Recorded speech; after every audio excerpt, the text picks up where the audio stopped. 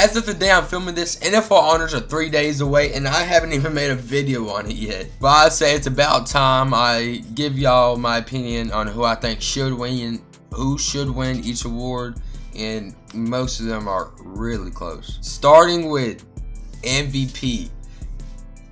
This is between two people, and it's probably the hardest decision for MVP since actually last year was Lamar Jackson or Josh Allen. But this year's between Matt Stafford and Drake May. Matthew Stafford leads in both passing yards and touchdowns and 4th in QBR.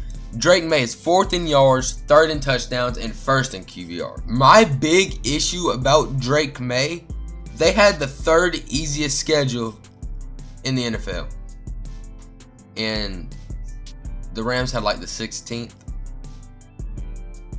So I still think this could go either way. Because you got to remember, Matt Stafford's worst game was against the Carolina Panthers. The first game he had against the Panthers, his QBR was 25.3. 2 touchdowns, 2 interceptions, 2 sacks, 18 for 28.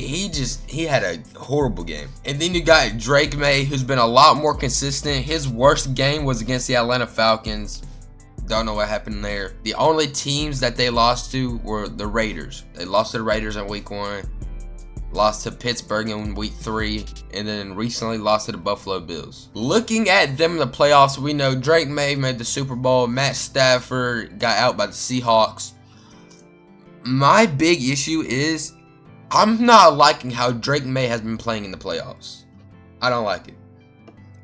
His QBR against the Texans was 20.8, which is lower than any of Matthew Stafford's. And then it doesn't help that the Patriots had one of the easiest routes to get into the Super Bowl, playing Denver, Houston, and the Chargers. The fact that he could turn a team from going 4-13 to 14-3 in 2 seasons, that's crazy. He also has less weapons around him, so I might be leaning towards Drake May on this one, but I could also see if Matthew Stafford wins it, but it's very close. I feel like Drake May's accolades up to this point proves that he deserves it more. He made the Super Bowl in his 2nd season. Give me Drake May to win MVP, man. Next, we have Offensive Player of the Year. I feel like this one is very obvious. Give me Jackson Smith and Jigba to be the Offensive Player of the Year. He led the NFL in receiving yards. He set the Seattle Seahawks franchise single-season receiving yard record. He's shown that he can be a real threat going into his career, because I'm pretty sure this might be his 2nd or 3rd season in the league. This shows that he is going to be a threat. For Defensive Player of the Year, I feel like this one is also very obvious. Myles Garrett went off. He led the NFL in sacks with 23, and not just did he do that, he set the NFL record for sacks in a season with 23, which was previously held by Michael Strahan and TJ Watt. First down. Burrow, he's under pressure, he's sacked! And there it is, a record that has stood nearly a quarter of a century has a new leader as 30-year-old Myles Garrett records his NFL record 23rd sack of the year. He led the league in tackles for loss with 33. He recorded 60 tackles, 39 QB hits, and 3 forced fumbles. He is 30, still putting up numbers like this. He had one of his best seasons, if not his best season, and he's 30. Next, we get into the harder, I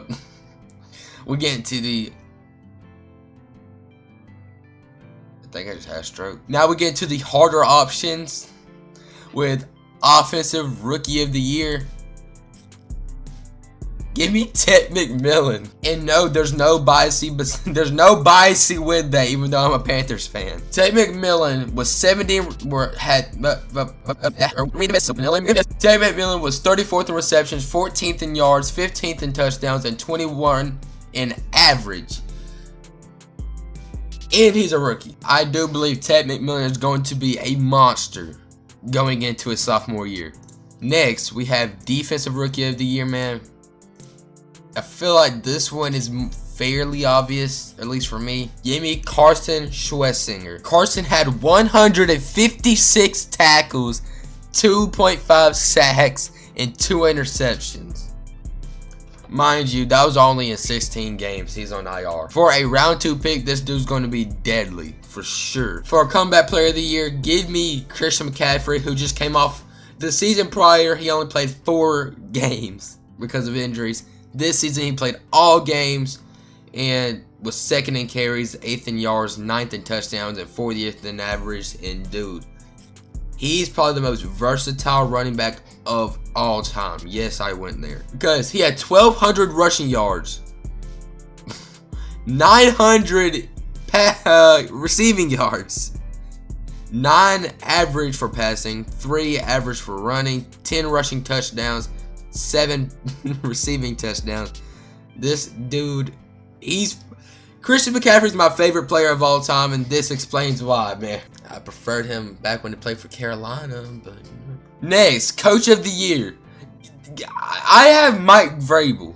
This aligns with what I said with Drake May. They were able to turn a 4-13 Patriots team to a 3... Not a 3, whoa.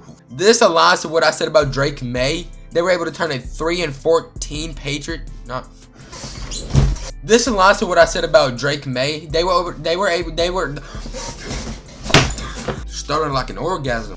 This aligns to what I said about Drake May. They were able to turn a 4-13 team to a 14-3 team, which is pretty impressive. And finally, since clearly I can't talk right, Assistant Coach of the Year. This is also a toss-up for me between Brian Flores and Kubiak. Give me Brian Flores. I feel like he was able to turn because we all know that the Seahawks have a lot more offensive weapons. So it wouldn't be hard to bring in an offensive coordinator to get them to their full potential. Unlike Brian Flores brought a very underrated Vikings defense into a top 3 defense in the league. I think I just gotta talk slower. I might need to start doing that more often. But yeah, that's what I have winning each award and NFL honors. Comment down below where y'all think I'm wrong or what y'all would change. And yeah.